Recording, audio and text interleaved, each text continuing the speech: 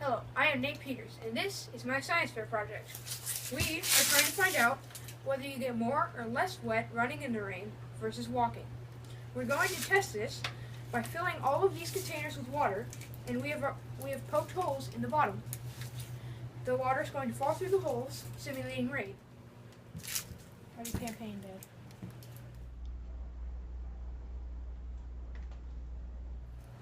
Well, as we all know, in a scientific method, we have to have a hypothesis.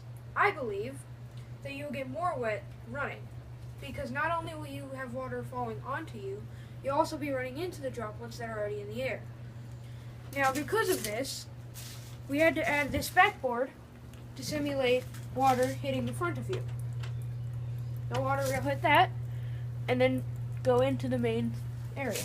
This is the repair station.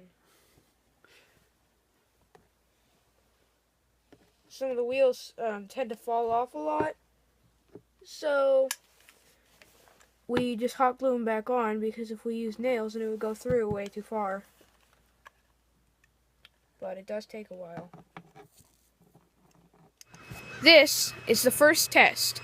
We decided that we would get at least one of them on recording, so that you know just what we're doing. Ready? We're ready. And action.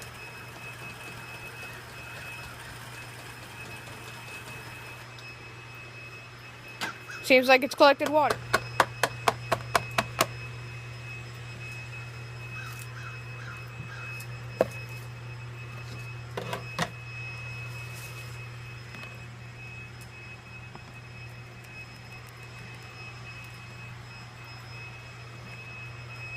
.2 ounces. Test number 2.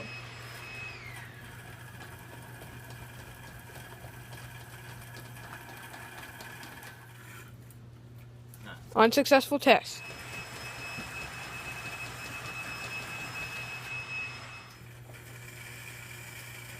Oh. Rubber bands on our motor seem to break a lot.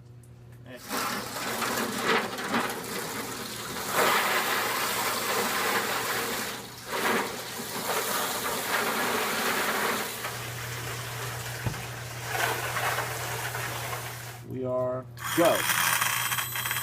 Up. Rubber band.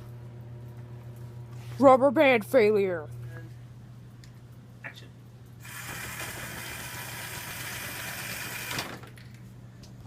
Running test number 1 successful. Test 2 running, kind of a success. Ready? Ready. Go. Going. Guess then we have a problem. After we did all the tests, we found out that my hypothesis was incorrect. Actually, running gets you less wet than walking. This is because when you're walking, water has more time to fall on you.